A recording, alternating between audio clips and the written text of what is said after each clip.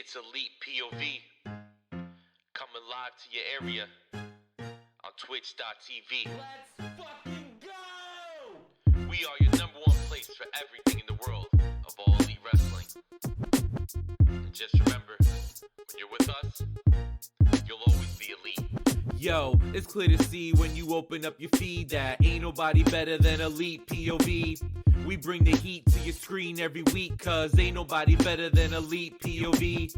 So understand every time that we speak that ain't nobody better than Elite POV. Our 3 letters is all you'll ever need, cause ain't nobody better than Elite POV.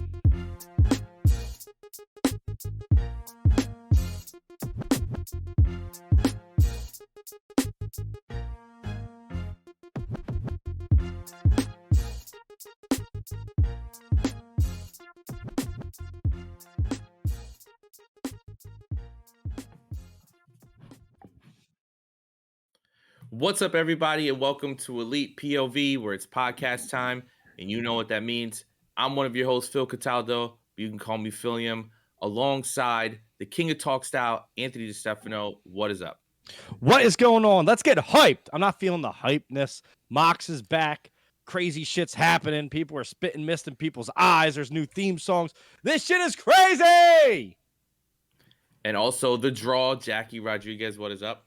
I can't match that level of hype, but I'll try to sound a little more enthusiastic. What's up, everybody? Welcome to the live chat.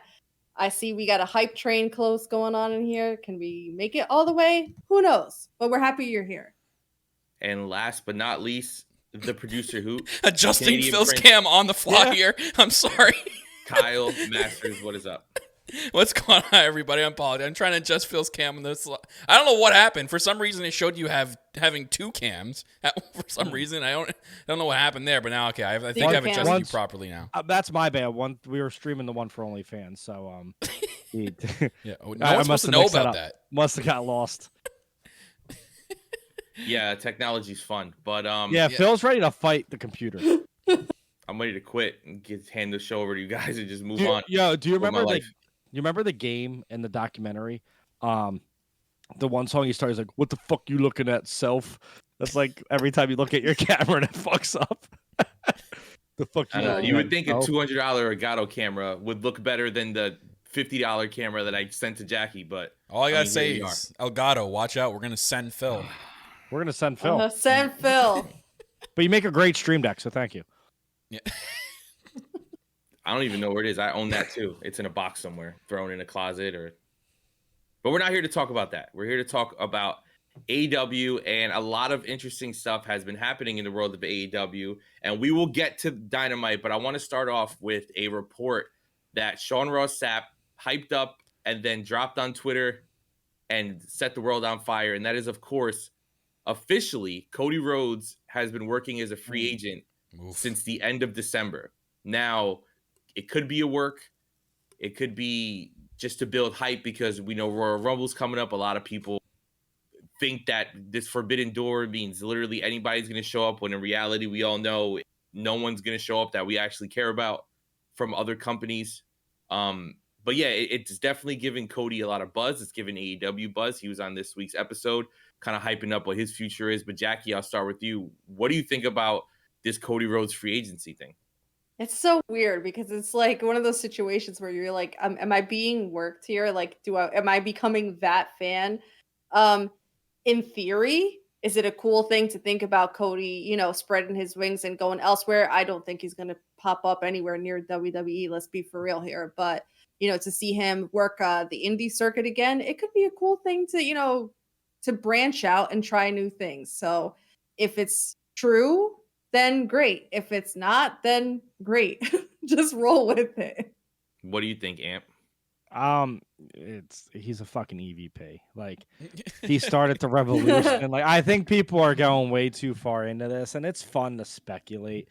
But like, I'm more concerned about the other contracts coming up. Like, there's a lot of free agents out there, like Tony Storm and Wyndham and all. Like, I'm worried about those contracts because Cody Rhodes isn't gonna go anywhere. Now, yes, the price is right. No, or everyone has a price, as Ted DiBiase used to say, and the price might be right to go to WWE.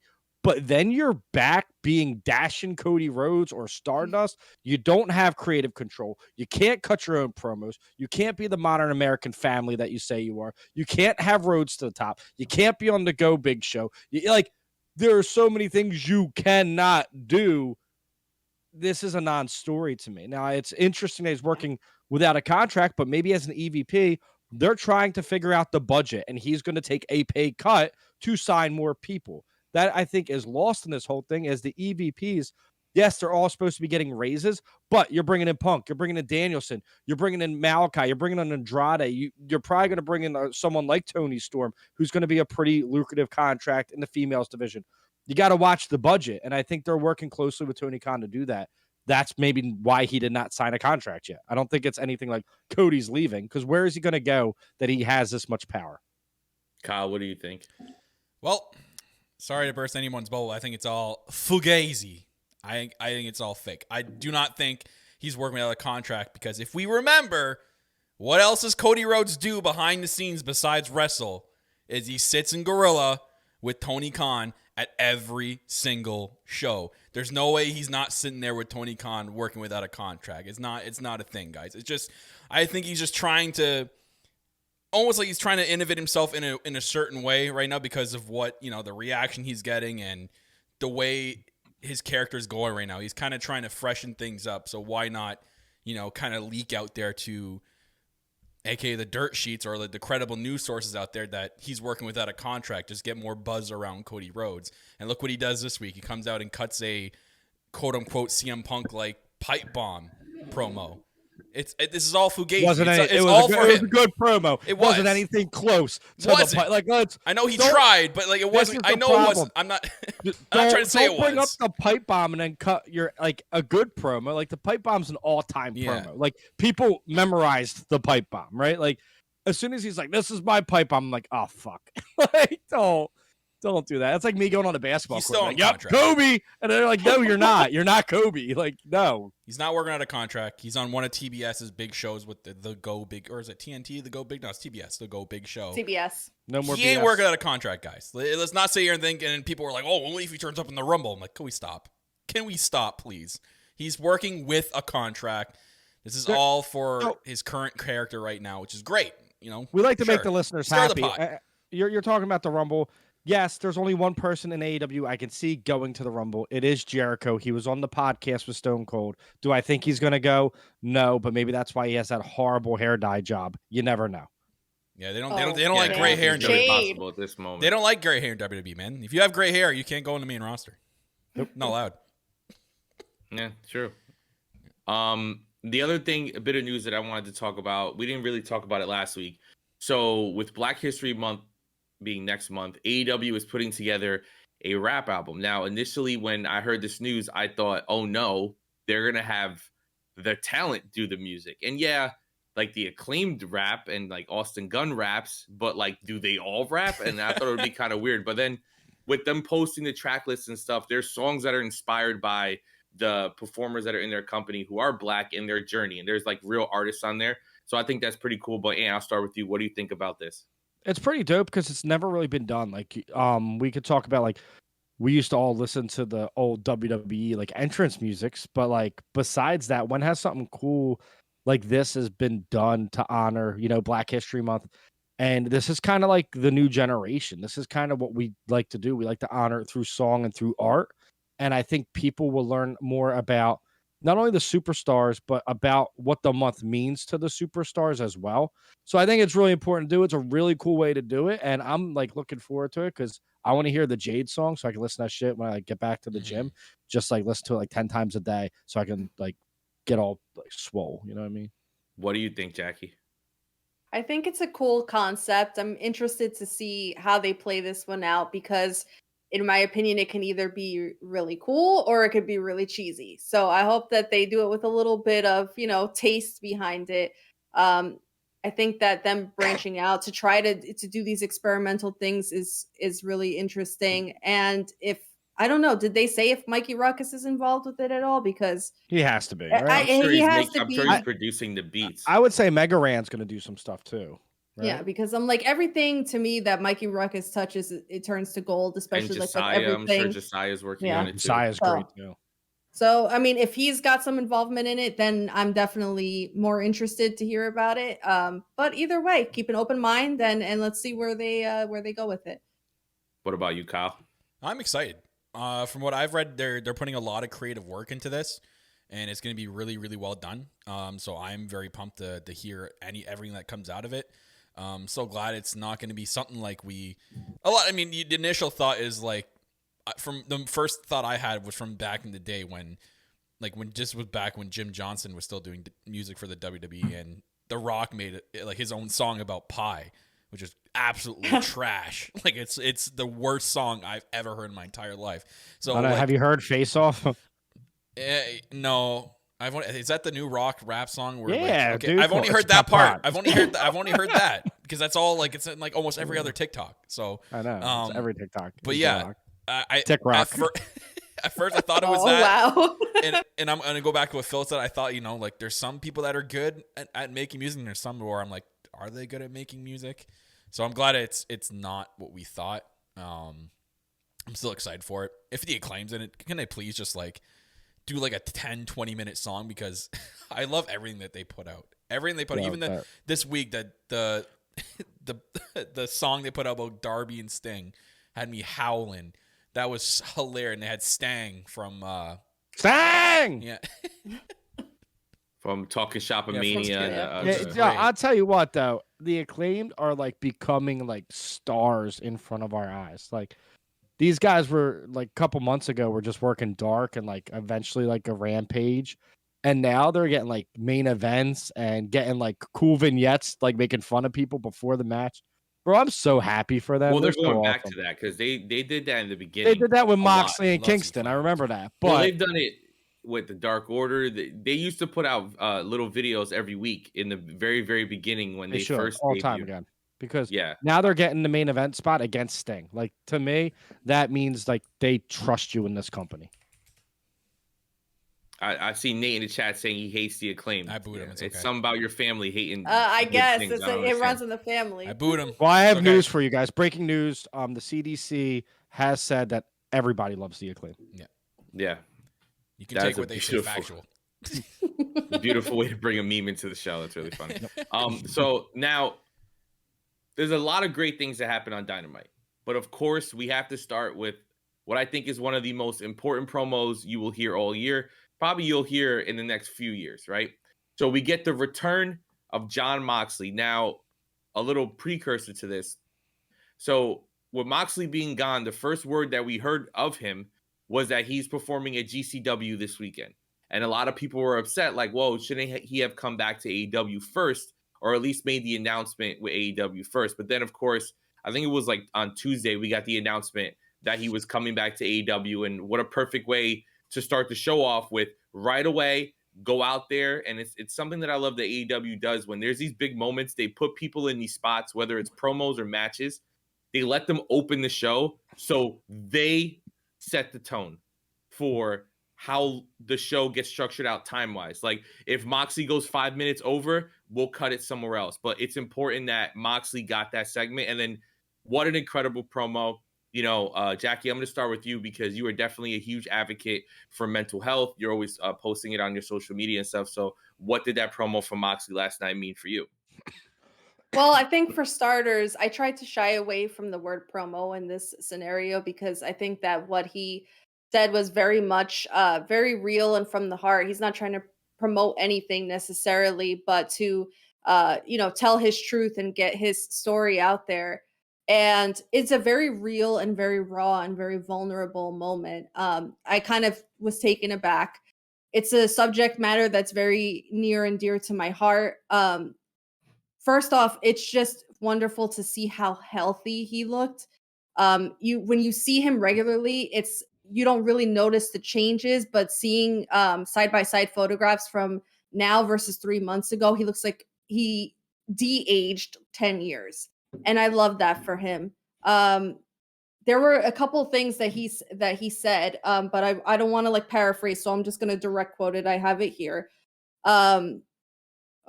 I'll try to get through without getting emotional because this is real shit to me. He says sometimes we try to pretend that these scars aren't there, but these are the scars we should be proud of.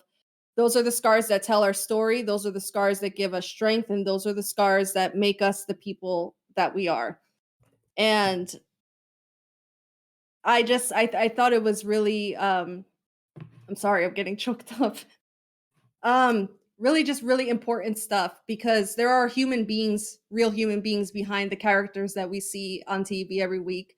They have lives, they have struggles, and to see these people who portray larger than life, stronger than most characters be real and be vulnerable is just, I think that's necessary to put out there for people to kind of get a scope of why it's so important to be open-minded and to not be an asshole online, and just know that this is real life. And I'm so proud of Mox for taking those steps to better his life and to do it for himself and for his wife and for his kid. And I think that's absolutely admirable and 100% to be commended. So I could go on forever, but it really resonated with me and it meant a lot. So good for Moxley. Well said. And you are somebody who's been a Moxley fan the longest that I know, right? You were a big fan of him before he even signed with WWE. When he was John Moxley and CZW and stuff. So how was it for you being a long-term Moxley fan, you know, being a family man yourself, having kids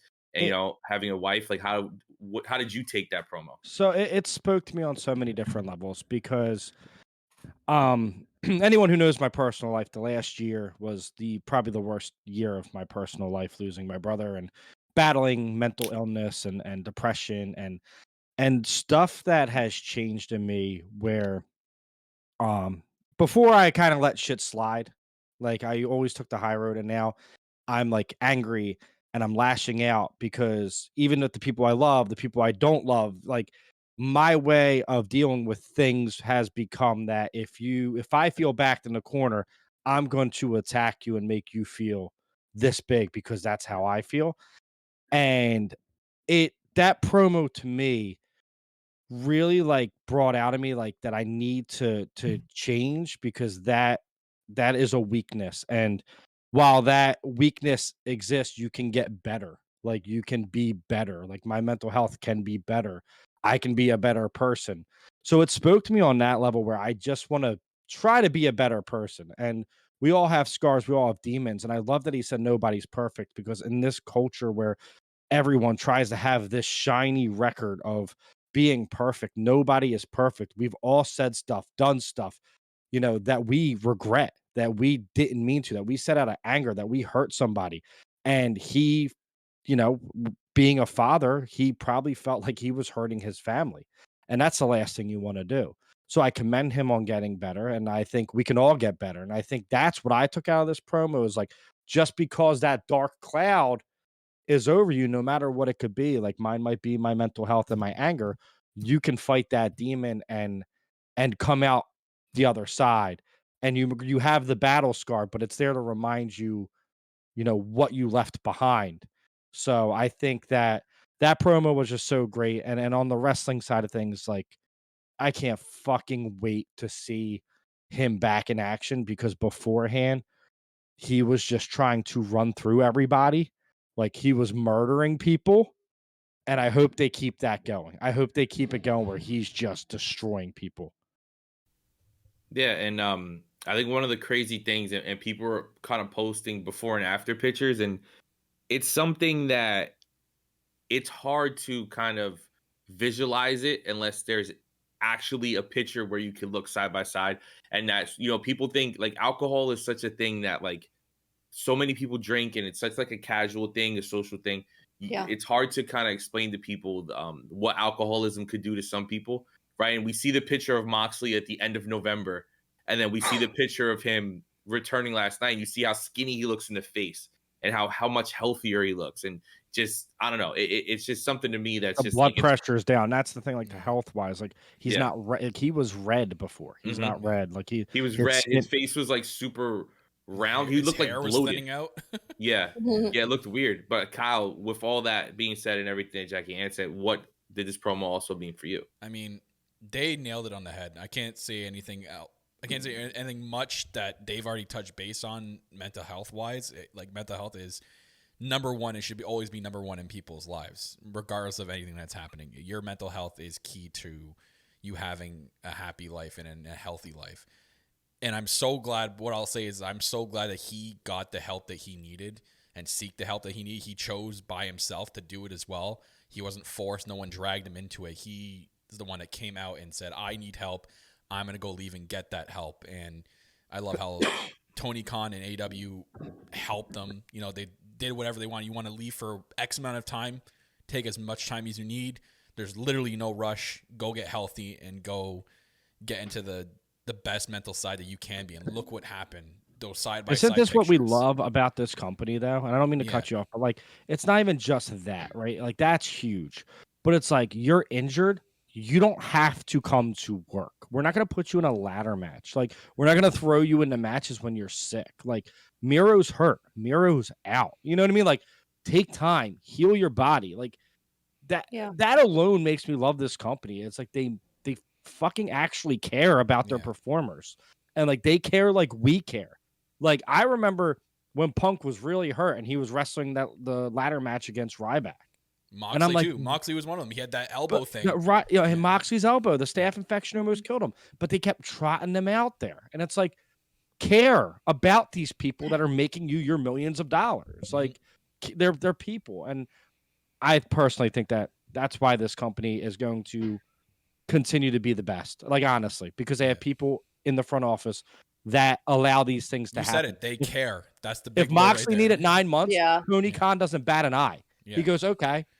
And he probably paid him, right? Like, and the cool thing is, it's not only just they're given the time off, right? It's they're given the time off with no worry about losing their spot, right? Moxley didn't all of a sudden come back and be like a deer in headlights and be doing something that maybe he wouldn't have been doing before. Like, you know, the way he ended the promo with so much fire, with so much passion, you know, saying the things he said, you can see them throwing him right back in the main event scene, and he doesn't have to worry. I mean, I know using him is a bad example because he is a main eventer. He's always going to be in the main event, but just in regards, like, you know, like Kip Sabian's been out for so long, right? And you know, when that guy comes back, whatever plans that they had probably with him and Miro before, it's most likely going to go back into that. We see the same thing with Darius Martin, right? He's been out for over a year now. We see the same thing with Anna Jay, and they're just picking right back off. And it's like, whether it's injury or you need personal time or something, your storylines and the way Tony Khan kind of views you as a talent doesn't change.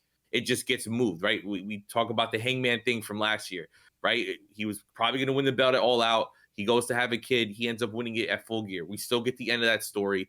Everything that we're going to do doesn't change. It just, they adjust, which is what's so great about AEW. Perfect example. Lance Archer almost breaks his neck on live TV. Yeah. Right? He comes back with the roster totally different. Right? You have different top guys, and they go, no, Lance Archer was a key component to what we were doing before. He's going to come back as a key component of what we're doing now. And Jake the Snake, same thing. Jake has been out. Last night, Jake's with him. It's like, they don't penalize you for things happening. Like Phil said, they adapt. Look, they've added now Dan Lambert into it, which he gels so well with that group. So, like, it puts it again, and we talked about this last week. It takes that asshole thing out of him, where he's like not being a sexist, misogynistic pig, and now he's actually just being a wrestling manager with history behind him and facts. And it's like, if you brought him in like this, maybe I tolerate him a little bit more. You know? Yeah, I mean, it's a great way to look at it. And I see Fangy in the chat saying also with Trent, right? Trent's been injured like 3-4 times. Where he's missed a lot of time, and every time he comes back, it's like, let's pick right up, right? He had the great match with Adam Cole last week. You know, they're really booking the best friends as a group, as a full faction stable, as really great, no matter who gets injured or who has to have time off, whatever. So you definitely love to see that. But speaking of the best friends, let's go to one of the most fun matches we're probably going to see all year. Definitely one of the most fun matches we've seen in the last few months. And it's cool because it's a mixed tag match. We don't see a lot of that in AEW, but when we do see it, it's a lot of fun. And of course, that's Adam Cole and Britt Baker.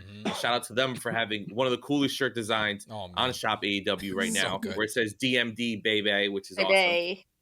versus Orange Cassidy and Chris Statlander. And this match was just pure fun. This, to me, good.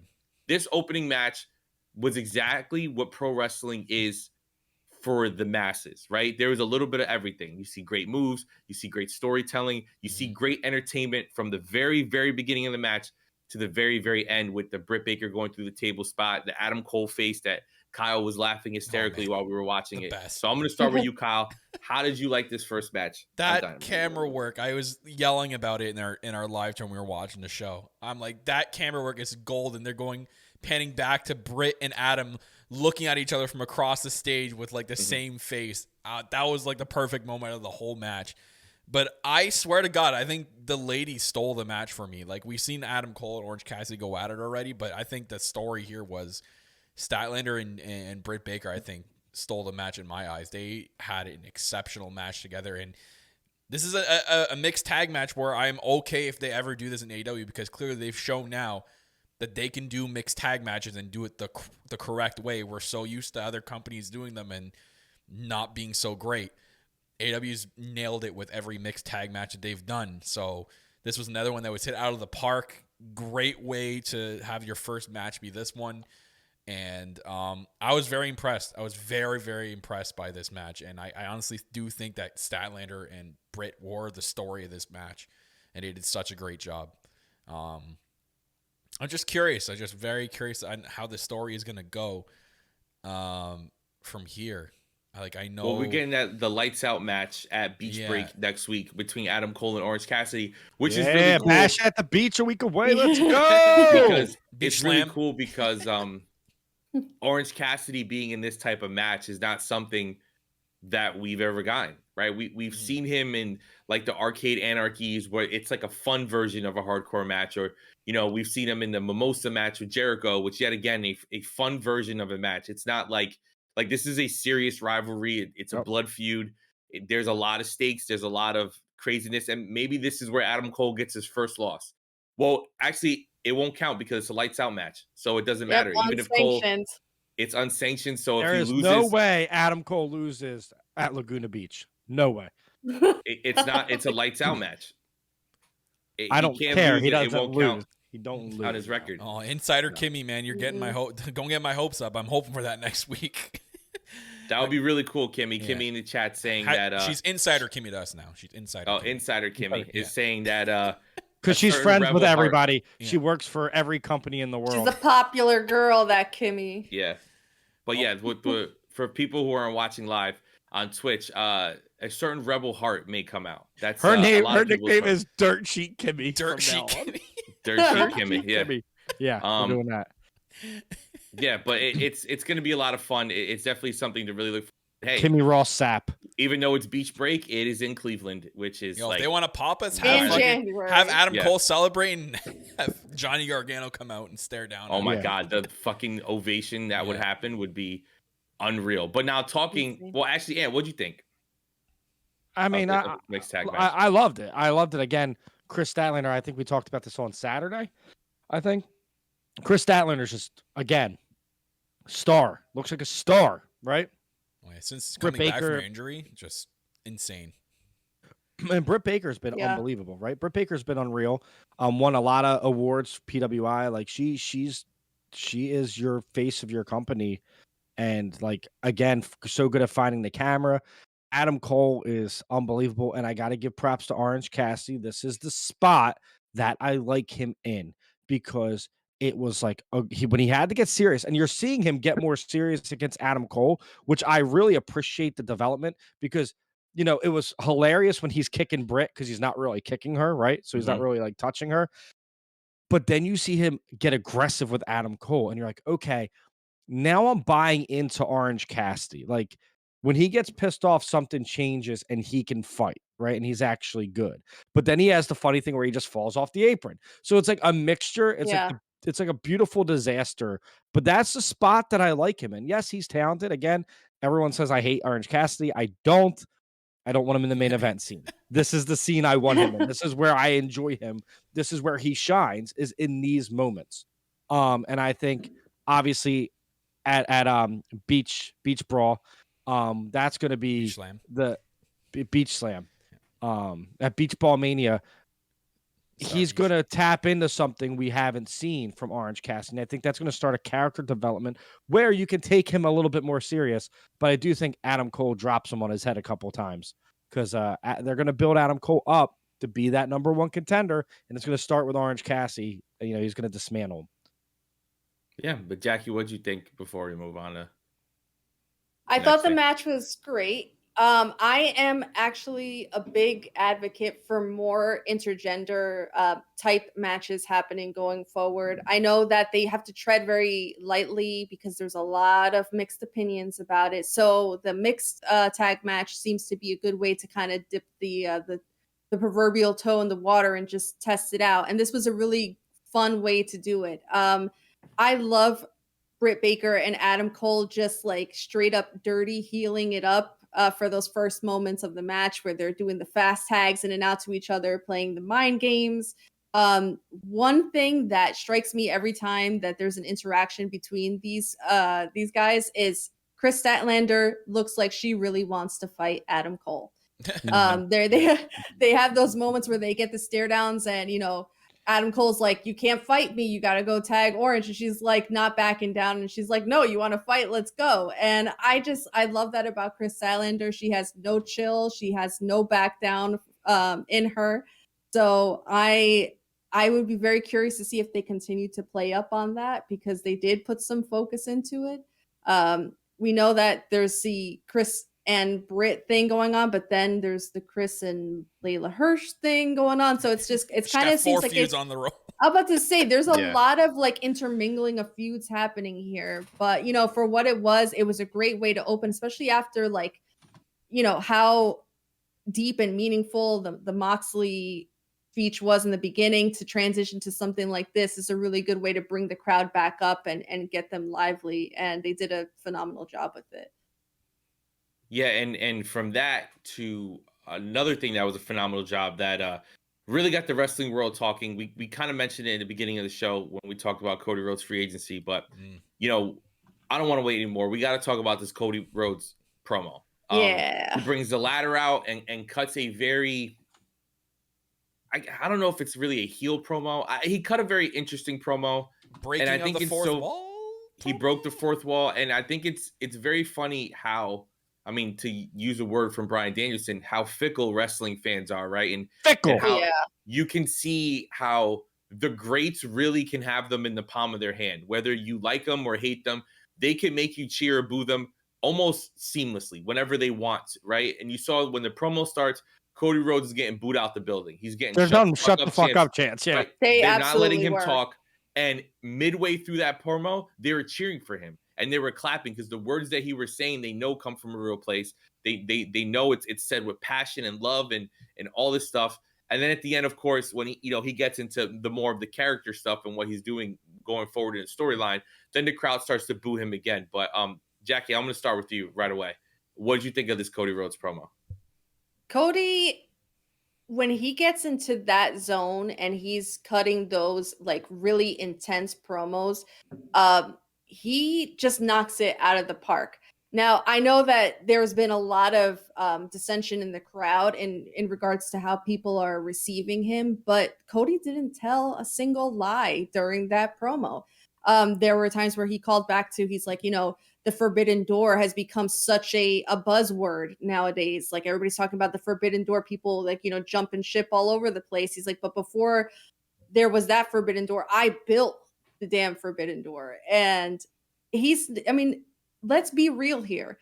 Does AEW exist if Cody Rhodes doesn't leave No. WWE No. and take that bet from Absolutely Dave not. Meltzer and, put the work in at All In? And it's like, so everything that you are enjoying now about having this alternative to WWE is because Cody Rhodes took that step. It's not to say that he didn't have help along the way. And obviously, you can have the greatest idea in the world, but if you don't have the talent, there to back you up and to execute it, then it flops. Sure, everybody plays their role, but somebody has to be the catalyst. And in this realm, Cody Rhodes was that catalyst. So when he goes out there and he starts spitting facts, people have no choice but to cheer him because it's the truth.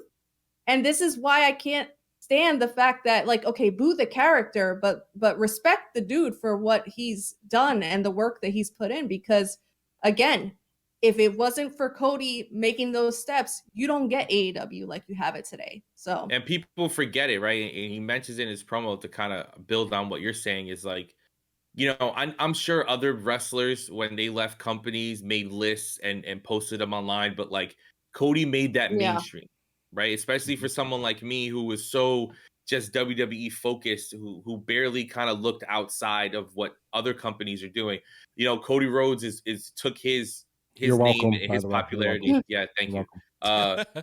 So he makes that list, and then he's everywhere, right? He's fighting Kurt Angle at Northeast Wrestling. He's fighting in Japan. He's fighting in TNA at the time. He's all over the place, right? Yep. He's in ring. Yep. He's Ring of Honor champion at one point, and it's cool to see that.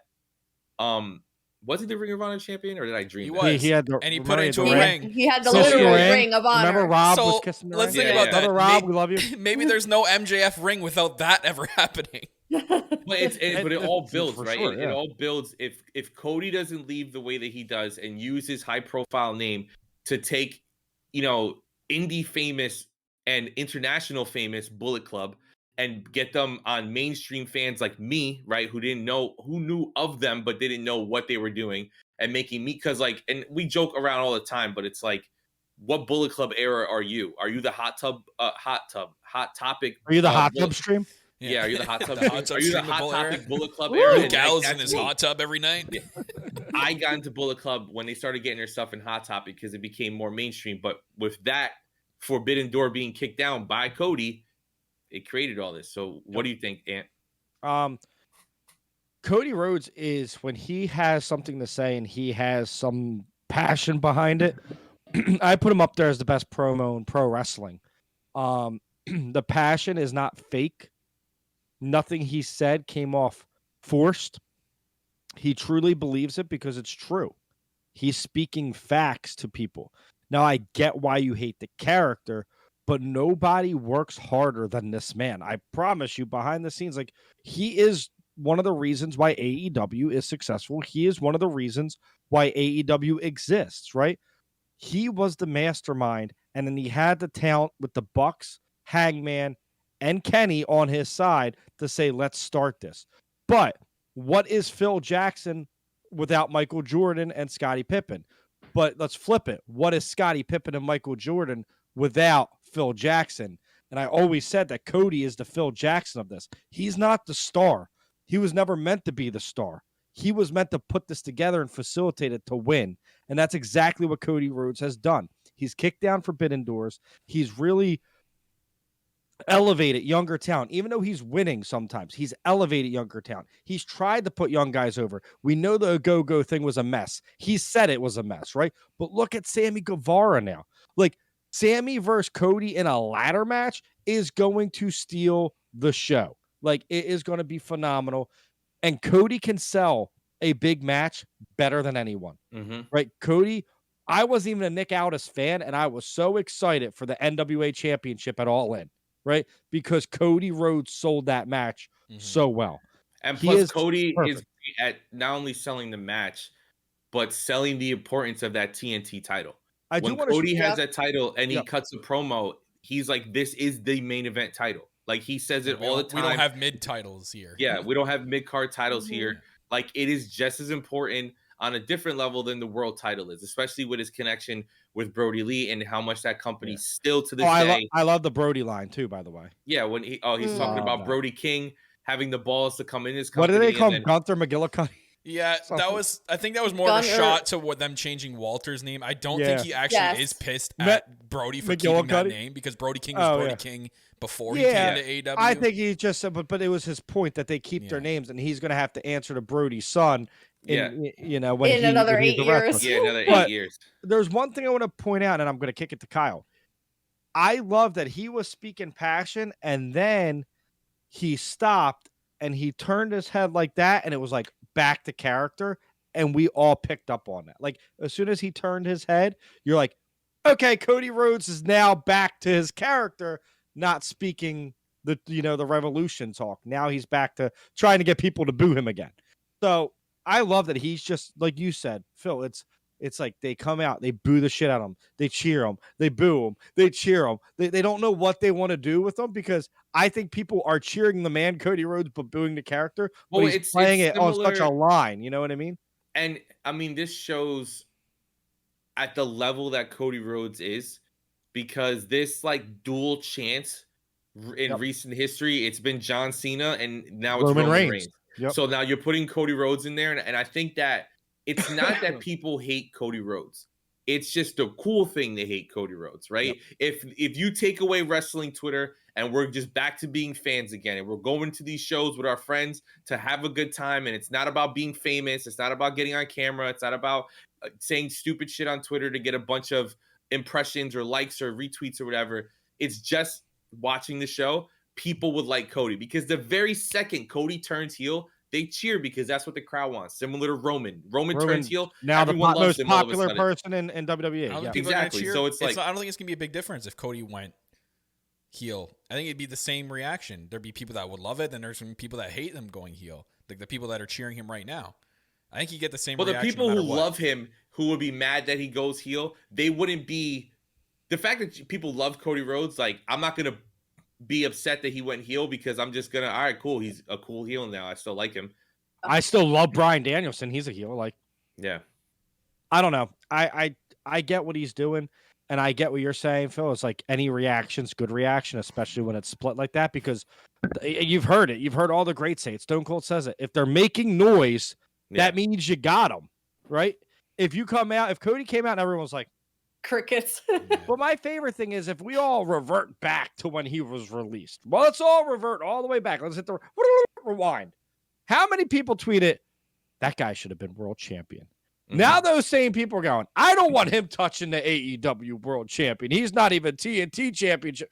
Bro, you just tweeted that he should have been world champion in WWE like 4 years ago. People don't know what they want, the bottom line. But Kyle, what do you think of this promo?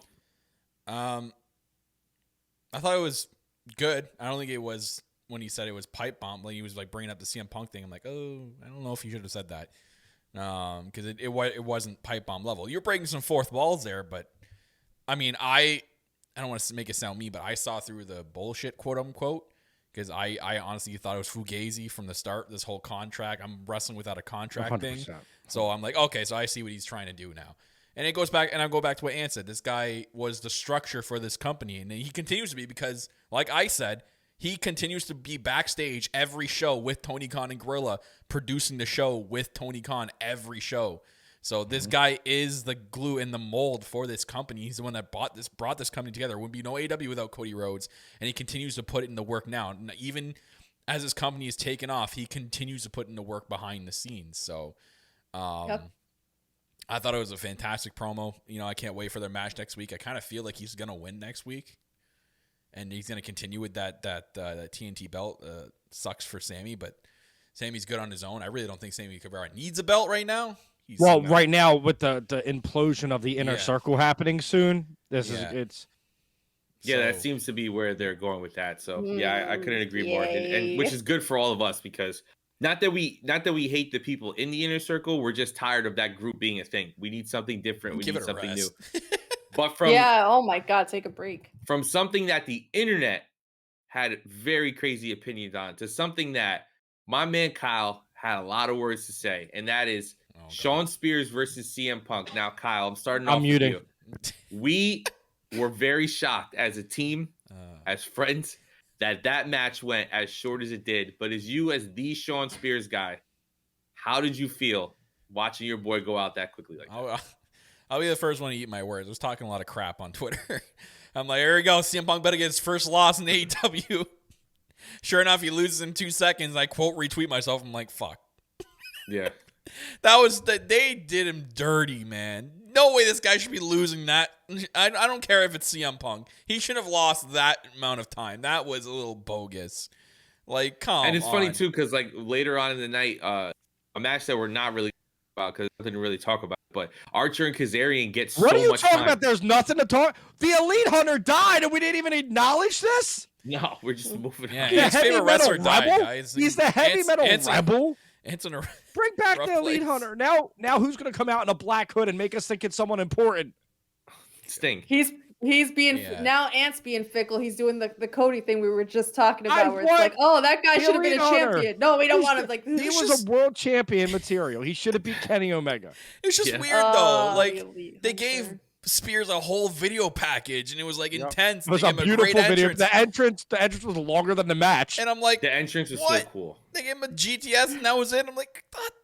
That was. Oh my god, I that was was pissed. wild. I got nothing literally else to say. I looked was pissed. over. I looked over for 1 second, and it was like, boom, it's over. And I'm like, are you freaking for real right now? And this is where I want to do my first weekly shout out to Carrie. Carrie, yeah. I Because was gonna say. The second we got that match on last week's the Dynamite, seer carry. Carrie was like, this is what's going to happen. I guarantee you they're going to hype this up and Spears is going to lose in like 5 seconds. She's like, I just feel like this is going to happen. And this is why we all think that Carrie works I was for gonna AEW. say, can she just come out and admit that she's Yeah. booking the damn show? I want to just call out to She's a something seer. that my brother Nate pulled up in the chat. He said it was so cool that not only did the squash make Punk look good, but it made Wardlow look good because Sean Spears always thinks he's better than Wardlow, yet Wardlow destroyed Punk. Still, And I'm That's like, that's true. an interesting, don't care. interesting little tidbit. Don't care, Nate. I don't Well, care. Wardlow- no, Wardlow- Lost in 2 seconds is not fair. Dude, Wardlow's That was the shortest facial- AW match ever. Wardlow's Was it facial really? expressions when he was behind MJF, by the way, wow, perfect. The Oh, way during he that was looking promo, at yeah. MJF, I was like, he is going to kill him.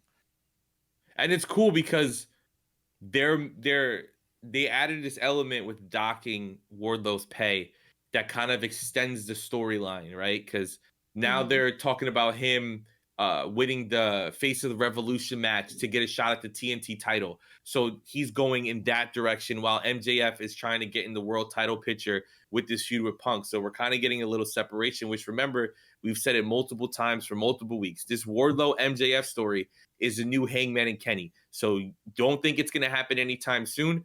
Buckle down. It might be another year of this. Like, they are going to long play the hell out of this until we are begging as fans for Wardlow to turn babyface and Already attack begging, MJF. but I guess I'm gonna be begging for another year. I'm potentially. begging, Begging. begging. No, I hate that. That guy's voice is the raspiest Yeah, voice I've ever heard in my begging. entire like. It's like butt rock pop. Like I'm begging.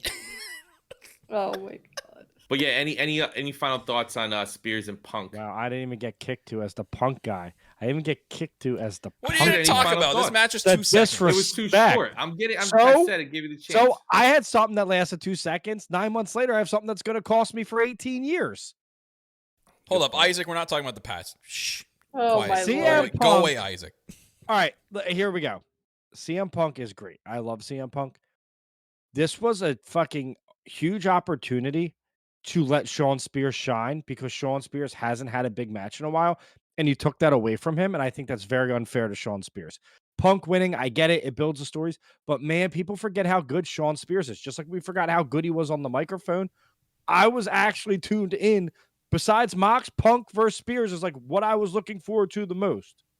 And it was over like in 3 seconds. So I don't know. Anybody in the chat who's watching live, is it official? Was that officially the shortest AEW match? I mean, I would assume so. Or maybe if it was a Sitting here Wardlow right now, match can on you Dark. think of anything that was shorter than that? A Wardlow match on Dark. No, absolutely not. Yeah, That was Wardlow quick. really killed can't. That match was quick. The bell rung. He got up in the GTS like right away, and then 1, 2, 3. That's definitely the Yeah, quickest because match. like I was gonna say with Wardlow, you know, like usually his signature is the power bomb. Like even that takes a little more time to like get somebody up and then like do the whole Well, in dramatic. Dark, you he know, wasn't step doing on the the power chest bomb. and Like before, when he I- was wrestling in like last year during Dark, he was doing that turnbuckle That where he top held the rope guy's move. head up Yeah. and then he like kneed him in the face. oh yeah, Which but kind I'm of just saying nixed that these are because it was move- probably killing these- people. These are moves that take time to execute properly. So it's like I could see how this match, because the GTS like Punk gets people up so so quickly that yeah, I can see this being the fastest match. Poor Spears. I think he deserved better. So Fangy in the chat saying the shortest match to date was John Moxley defeating Alex Reynolds in 5 seconds. Stop it, really? Yeah. Then how long was Oh, last night's yeah, match? I that's feel like that was right. 5 seconds. I mean, yeah, it's something to Does definitely Sean look Spears into. not have Twitter? Because you said he tweeted does. crossface Costa. does. What's his Twitter. name? At Sean Spears. Nope, he deleted it. There's no way. Swear to God. There's no way he did delete Twitter. So Yeah. It's possible, man. You don't know all this crazy stuff. But No. another match that I want to talk about. Oh. Another match that I want to talk about that got a lot of hype and a lot of buzz around it was the Varsity Blondes versus the debuting House of Black. And I just want to shout out that new theme song. How fucking epic was that? And I want to start with you this time. You are the rock guy. You love all this type of crazy music. What did you think of this theme song? And then the match. I like it a lot better than Lights Out. Like I like that song, but like this to me felt like more of an entrance song. Right? It's weird. I can't describe it. Like Malachi's song never felt like an entrance song, especially after the great song he had coming from WWE NXT. That song was amazing.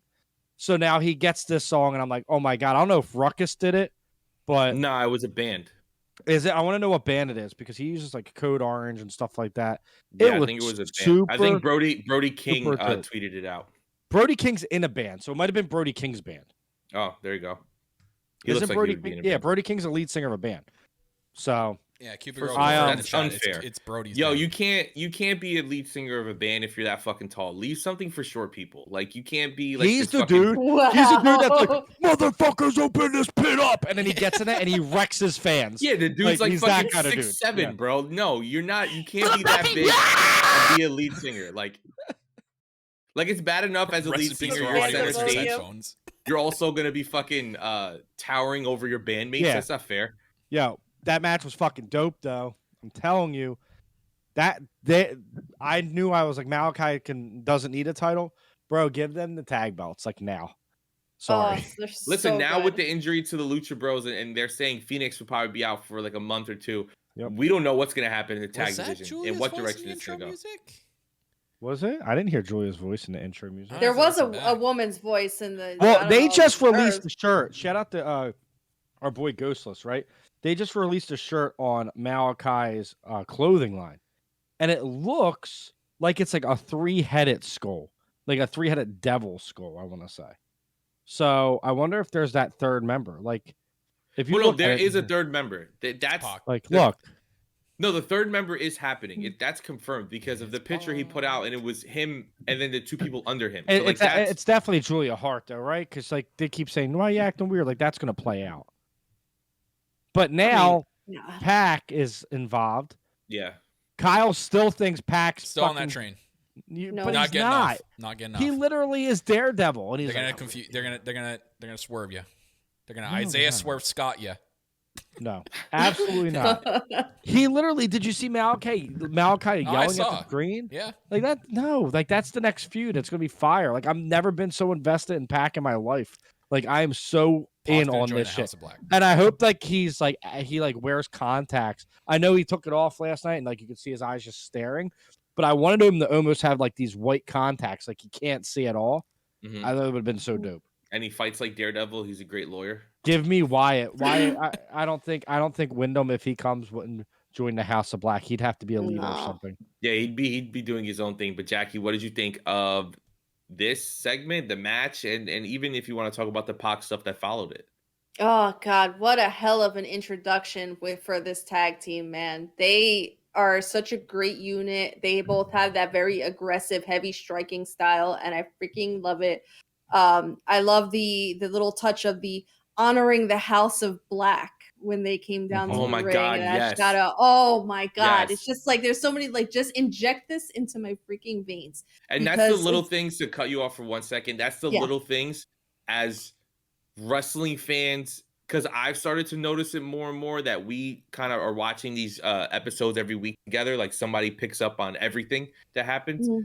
Which one of us it is, it's different every time. But if you're listening to this, pay attention to the way Justin Roberts introduces people, right? And he did a great episode of Unrestricted a few months ago where he talks about how every performer, he tries to do something a little different to kind of make them stand out. And just like Jackie said, to say honoring the House of Black it's just so cool because automatically it's different. And it feels like, I know people like Dark Lord is a cult, but like this feels like a cult, like an actual real life cult. Yeah. Love our cult. Yeah. And it's like, rather than saying, nice, oh my god, rather than saying representing the House of Black, there's something like just dark and eerie about the honoring the House of Black. And and Malachi at at the conclusion of the match turning to the crowd and saying like, members of the House of Black, like rise. And you see everybody getting up on their damn feet.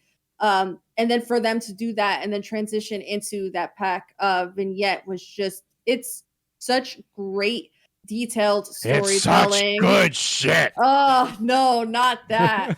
It's good shit. Did you see the size of them? Wow. Look at those tattoos. Oh, is that a devil on your back? Or are you just happy to see me? Insider information for the people that are listening now. That is the one thing that these guys do that will literally make my skin crawl. So they do it on purpose because they know that shit gets to me. And it's just like, I feel like I need like a shower to cleanse myself after that because it's just so gross. I'm ready, Trish. But to put a little bow on my piece of this, I am very intrigued to see where they're going to go. They keep on, digging little subtle hints at this Julia Hart potential turn. I think she'll be next. Pac, I'm sorry, Kyle. Somebody's got to go against these guys. Now, I'll be the first one to freaking, like I always say, that I'm going to like PayPal you $20 if you're right. Because I don't see it happening. Right, but so that's why you have a lot of money. Yeah, I'm broke. Thanks for that's making me your broke. Savings account has a lot of. Why you tease me with money? What's wrong with you? Look, it's all right. You send him $20 American money. He can maybe buy an Egg McMuffin tomorrow for $3. that conversion. But no, it's really exciting stuff. Love the dark elements that they're doing with Malachi and Brody. So can't wait to see what they do next. And fingers crossed, if nothing short notice comes up, I should be meeting Malachi Black this weekend. And your girl is hyped. Yeah, and I know your brother's a big fan, so I'm happy for him to get a meeting. I know we mentioned Ghostless earlier, like it's his time meeting him. So, a very big event, if people don't know, in the Poughkeepsie, New York area at WrestleFest. I don't know what number it is; it doesn't matter. There's a ton of wrestlers there. WrestleFest 46. Yes. You got Malachi Black, you got Thunder Rosa, you got and a bunch of other people. Jay Lethal's there. Eddie Kingston was supposed to be there. Something I should have probably said in the beginning of the show. Eddie Kingston got hurt during the Dark tapings. He should be out for a few weeks, which sucks. Shout out to Eddie. We love Eddie Kingston. Yeah, we love Eddie. We stand Eddie. Definitely hope everything's good and you get back soon. But I mean, the cool thing is we kind of get a little bit of a break from him and Jericho, even though it was picking up steam in the right way. But let's see what happens with this inner circle stuff. I think it's going to be very interesting. But this is just a little side note on that feud. People can tell with Just for Men gel. Yeah. And it's Kyle, any last words on the House of Black versus Varsity Blondes? I love it. They're squashing, moving on to bigger and better things. Obviously, they're moving on to Pac. Still going to be on that. I'm not getting off the train just yet. There's something in the back of my mind. It's just, I really do think that he's going to join eventually, but he's going to be one of the members of the House of Black. I'm not getting off that train. But I love the whole entrance. It was awesome. The new entrance theme. Was great. The whole aesthetic of it was awesome. Like the level when the lights turned off and they came back on, like Malachi was in his pose and Brody King was hovering above him, then holds the mask up and they zoom in on the mask. Brody looks like he's about to like rob someone, bro. He's got the ski mask on, the chain. I'm like, God damn. Bro. I'm so excited for the future of the House of Black. And like you said, the aesthetics of it, even like Justin Roberts saying like honoring the House of Black, it goes a long way with presenting something like this. So it was awesome. Love, and it's all Malachi's mind. That's what I love. Yep. This is all from Mal. Every interview you hear, I wish I was going to meet Malachi this weekend because I was supposed to be away for my work convention, but then it got canceled because COVID. So I could have went, but now I can't. Jackie, do you remember the tweet? I think it was either Jackie or Ant that the tweet that Nyla Rose put out about what Malachi and Brody look like. Remember? Oh, I read that one out. Oh, it was they look like the wall on a tattoo shop. The base wall, like where you can just get like your base tattoo. Oh, the flash wall at the flash wall flash tattoo wall. parlor. It's so funny.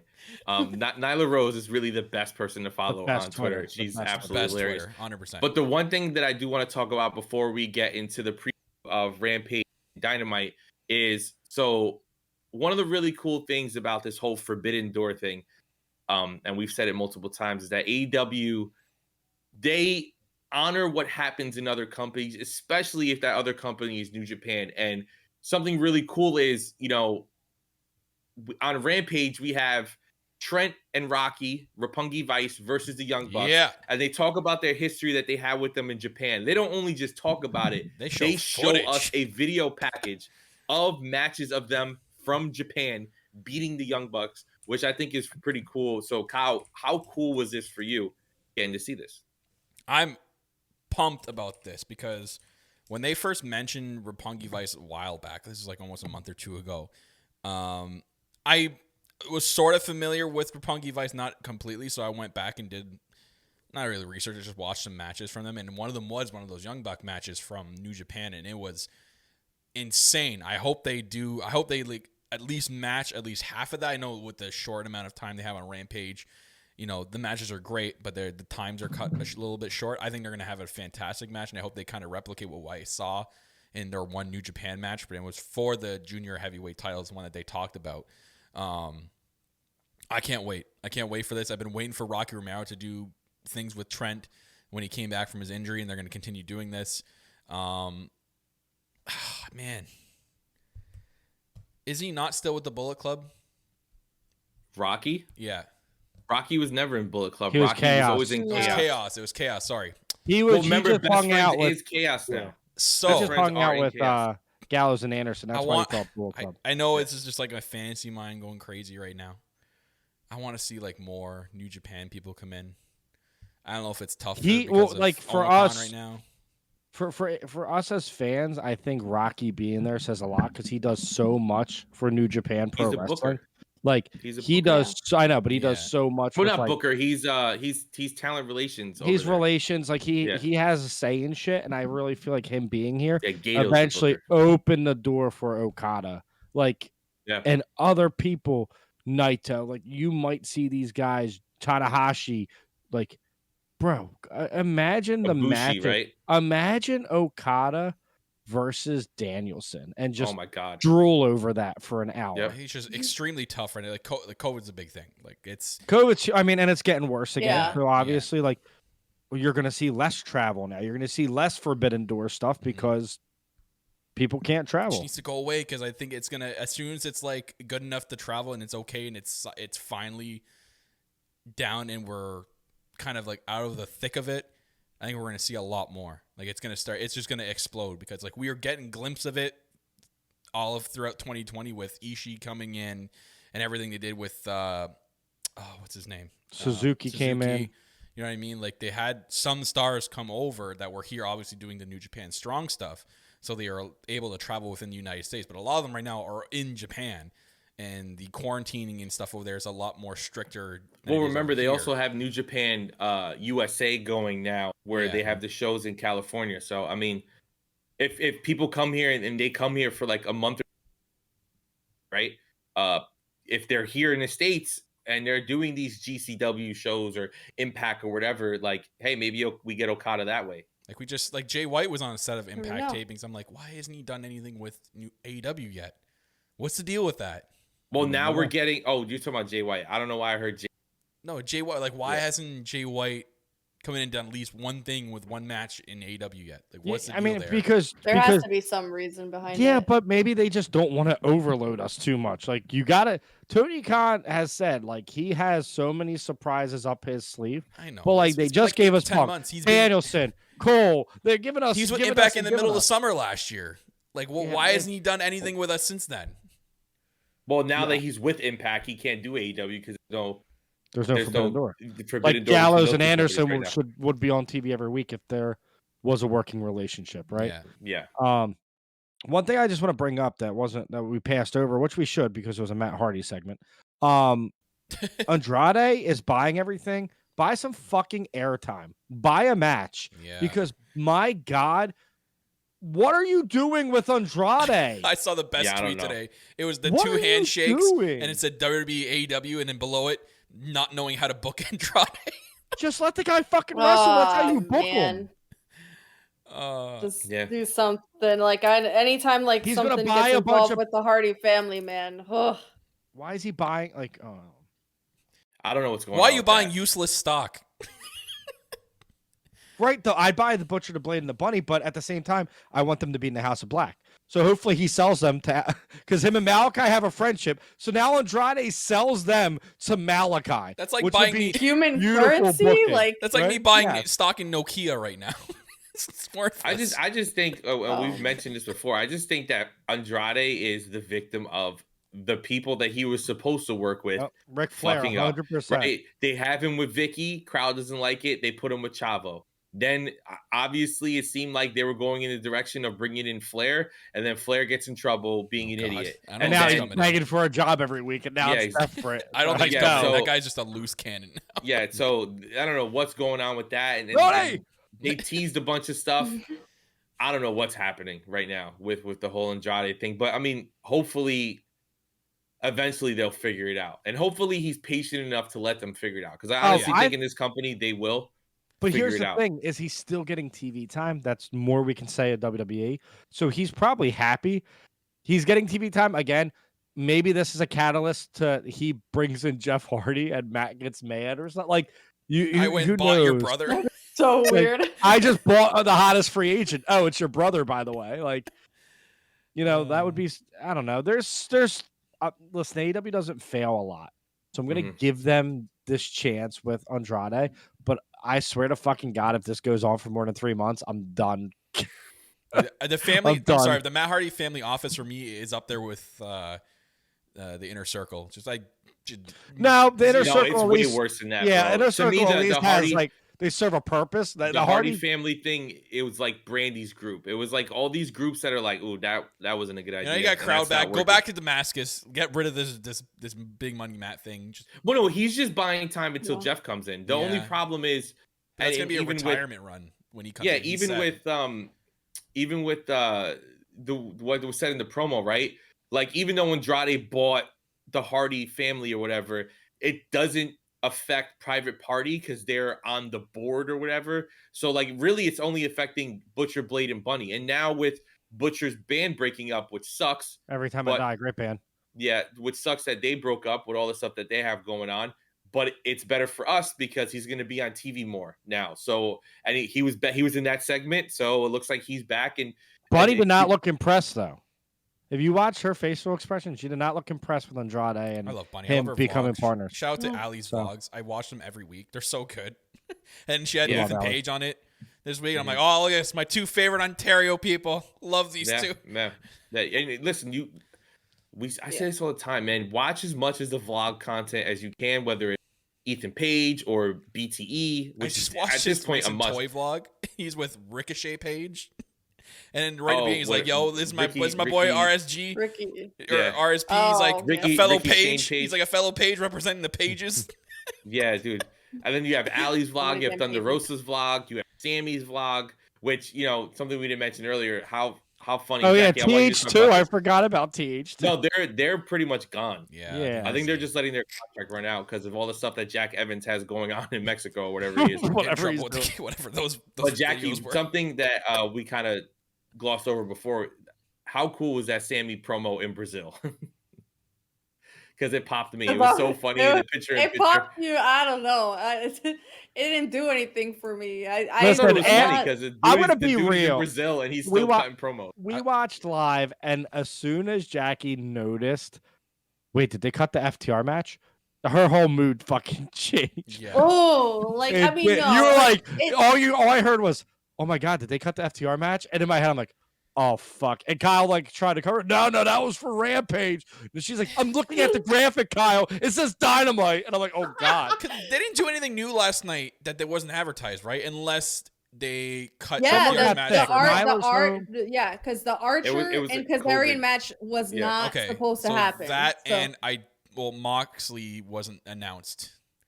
when FTR. But I'm sure he was queued up for that show weeks ago, right? Maybe they weren't supposed to give the Are elite. we sure about that? Because the heavy metal rebel. You don't think they would have advertised like 2 weeks match. ago though? Moxley was coming back, or like I don't know, but I'm sure that Dynamite? they kind of fast tracked it the second that he announced the GCW thing. The FTR, I feel like they kind of had to. But that was after the announcement, though. But the FTR feud is more important. This is what Phil's saying. The FTR feud would get TV time over Kazarian Archer. Yeah, because that serves no purpose. I don't know what the hell. Just that say that. I think that was a last minute filler, like a pivot kind of move, because, like I said, that match was not announced for the Martin card. Anderson. Like, all I can say is I hope that everybody that it was supposed to be involved in that match is healthy. FTR is supposed to be having a match with the Rock and Roll Express this weekend. It's going to be one of those dream match scenarios. So I'm assuming if that match is still on, then it wasn't either one of them that didn't pass the protocol. But, things are so unpredictable right now. And you never know. It's just going to be like this for a while where they're going to have to make these quick pivots. Someone could have gone in COVID protocol, like not have it, but in protocol. Yeah, if you're just around somebody like, well, hey, Kazarian, you're backstage. You want to go out there and get tossed around by Lance Archer for a bit. Let Lance beat the shit out of you. Yeah, I wish that I'm like, if they were going to make that Archer and Kazarian match go on that long, maybe they could have thrown Sky Blue and Serena Deeba a little bit and throw Sky Blue. Yeah, that match was fun too. Lengthen that match a little bit because they did go like less than 3 minutes, I think, with that. Yeah, that's because Serena Deeb's a fucking savage. Yeah, there was a purpose to that. They made Serena Deeb's a killer. Like that, the end of that match where she grabs a leg and just absolutely like destroys it, trying to rip it off its socket. Mm-hmm. No, she's a beast. By the way, there's a new game, and you guys will figure it out when we have our community night. That when we're playing Fortnite, if you pick up a Glock, you have to go, I'm Martin Anderson. Yeah. Anytime. Anytime. Pops me every time. It's so funny. Before we get out of here, actually, Phil looked like he was laughing. Oh, so funny. No. I'm thinking about one match that we skipped. We talked about everything else, but the main event. So the Acclaim versus Sting and Darby. I'm going to start with you, Jackie. Oh, I thought you started. How crazy. You don't even love the Acclaimed. No, but I want to start with Jackie. Boo. Because how was it seeing Sting jump off the fucking top of the thing? Like a madman. Oh my God. I think somebody tweeted it. They were like, hi, I'm Steve Borden and this is Jackass. Yeah. Wait, I said that. And said it. Oh, was that you? Yeah, okay. yeah. I said that in the chat. Boo. Wow. Boo. Not even getting the credit of the pops. Boo, Jackie Tussberger, boo. Yeah, I said I'm Steve Borden. And we have to go to Jackie whenever it's a tag team. Jackie's the queen of tag team wrestling. We always have to start with her. No, I really don't have much to say now. Thank you. All right, well, never mind. All right, Ann, what do you think about this? You can't pull my You're gimmick. you're the world's biggest Sting fan. Hold on, I'm gonna be passive aggressive too, Kyle. You guys can't pull my gimmick. What is this? No, I'm kidding. Yeah, I hate it. I fucking hate it. It's the least favorite thing. I know I said the thing about me saying hurtful things when I'm mad. Stop being passive aggressive. Just be a dick. It's a lot better. Hey, at least I can spell at second grade level. Here we go. Freshly skeezed. I was not in the crowd. If it wasn't called Wild Thing, it would have been called Freshly Skeezed. Yeah, with the picture of that guy's sign. Come on. Even I can spell squeezed. First off, the match was cool. I like that Sting got some time. I called it as soon as Darby. When Darby got hurt, I'm like, he's gonna be coming flying out of nowhere. Yeah, and he did. It was good. It was fun. It was a great main event. Again, the Acclaimed looked great. I love Bowens. I think he is so fucking good. Bowens is like a star, and I feel like if the Acclaimed do ever separate, like that guy could be a TNT champion. Like he is really fucking solid. And obviously Darby's a top star in the company, right? Darby's Sting. The vignette before is fun. It had a big fight feel. It's a nice little feud, and they end it strong. Again, they end it with like people celebrating and not like walking around the crowd and shit like they're in the middle of the ring. You see the promo he cut after the exclusive video? No. There's a video of they let Tony Khan came out, obviously.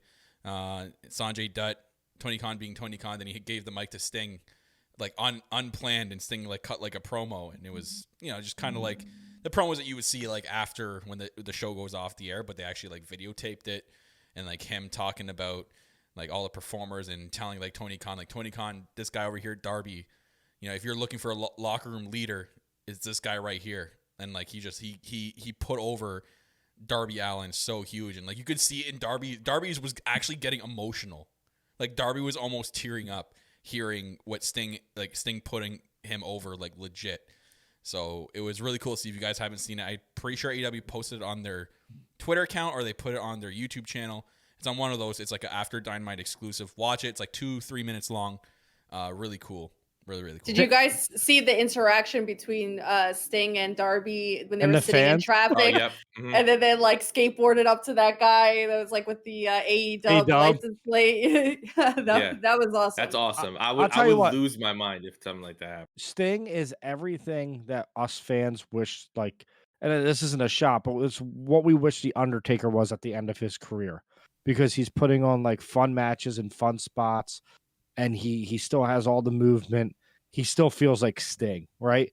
That's the thing. Like when he comes out, he still feels like Sting 20 years ago. Like you're like, oh, it's Sting. He could definitely whoop someone's ass. It's not like, oh no, not Sting. Like I know I fucked around with the lights shutting off and all, but it has honestly, his like, age. like he's 63, whatever, I jumping think off it's 62. jumping off fucking 20-foot stages. Insane. Yeah, dude, it's just it should ascended in the chat. That popped me huge when Bowens was like, "Welcome to the Black Parade, bitch." He beat up Darby. Was so goddamn funny. Yeah, and Sting also put over Tony Khan. He's like, he went to him and goes, thank you for letting me be the real me here, and like saying like letting me be this creative. Like he put over huge. Tony Khan's like, I'm gonna do it. I'm gonna send Hawk. Which is we can transition right over to that. So we got some great matches on Rampage this week. We have Hook, like we just talked It's about. the only match I'm looking forward to. Yeah, versus Serpentico. And then we have one of the funniest things of how wrestling works. So the first title defense for the TBS Championship will be on TNT, where Jade is facing Anna Jay, which is the funniest thing in the world to me. And then we have, like we said earlier, the Young Bucks versus Rocky and Trent. Shout out to Nick Jackson, who, if you guys watched BTE this past week, yet again lost his whole luggage. Like they don't even think it exists in the system, which they need to stop flying out of that airport, because if you guys remember, that's the airport. Yeah, that Matt Jackson lost his $10,000 quote unquote lost his Dior. I bet you it's the same guy. Guarantee it's the same guy working at the airport. He's like, oh, it's Nick Jackson again. Let me put this in the back of my car.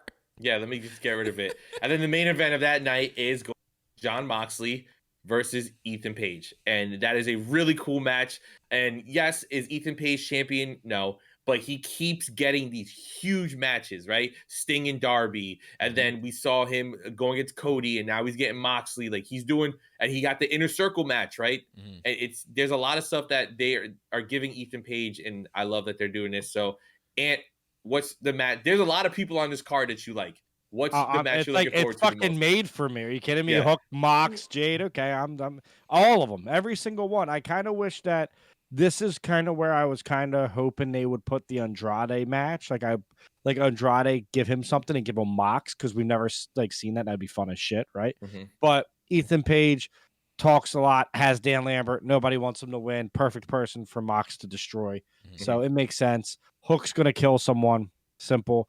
And then Jade. Again, I didn't even know that the TBS title was the first defense was on TNT. The TNT belt on TBS this week. Cody had that huge promo holding the TNT belt. But it's funny. Anna Jay is going to really shock a lot of people, because she's gotten really, really good. And hopefully we see it go more than, I want it to go more than 6 minutes. I don't want it to be like a 2-minute, let's stop. Well, I think this is a huge test for both of them, right? They're both relatively new, and they're not in the ring with people who are ring generals. Right. Mm-hmm. Anna Jay has only been wrestling for like Gunther is the ring general. Oh yeah, exactly. The Nazi, neither one of them the have like I think 3 years under their belt. Like I think Jade is still under like 2 years with training, and it's just like it'll be very interesting to see really how far along they've come, and if they're ready for that spotlight. But this is where Jade, I think, needs to step up huge, because you're the champion, so you got to carry these matches. It's either so this is going to be very telling. It's either she's going to just run through Anna Jay, and you're going to be like, okay, this is how this title is going to go, or it's going to be like an actual match. I hope it's an actual match. Me too, because I wanted this to happen down the road with Anna Jay, so eventually Ty could get it, and it could be Ty versus Jade.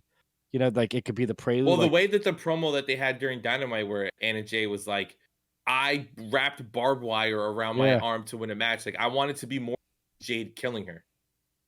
Maybe. Hopefully. I don't know. I just We'll there's so see. much talent. Like I don't know who's gonna beat Jade, but like I know that like this will be fun. Her versus the Bunny would be fun. Her versus Ty would be fun. So there's a lot of fun feuds that she could be in. And you know, the problem is now both your champions are healed because I'm like Serena Deeb's the answer right now. Like that should be the person that beats somebody, right? She's beating everybody, but they're in a weird pickle. So I think she's gonna win the Owen Hart tournament.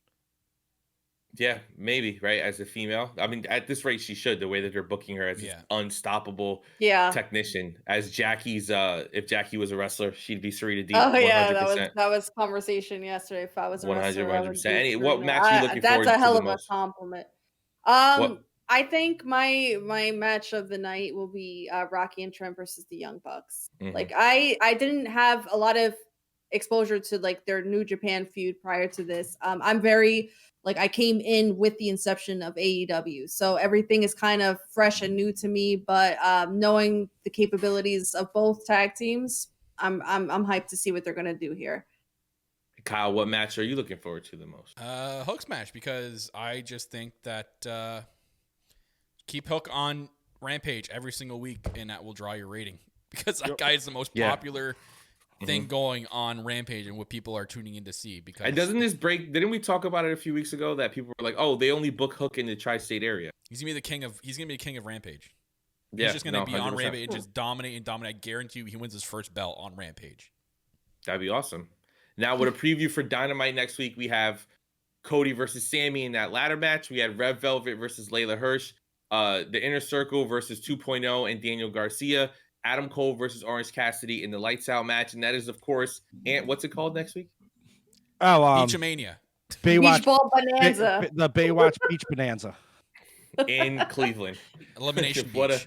what a great time to do a show called Beach Break when you're in the cold, very cold Cleveland.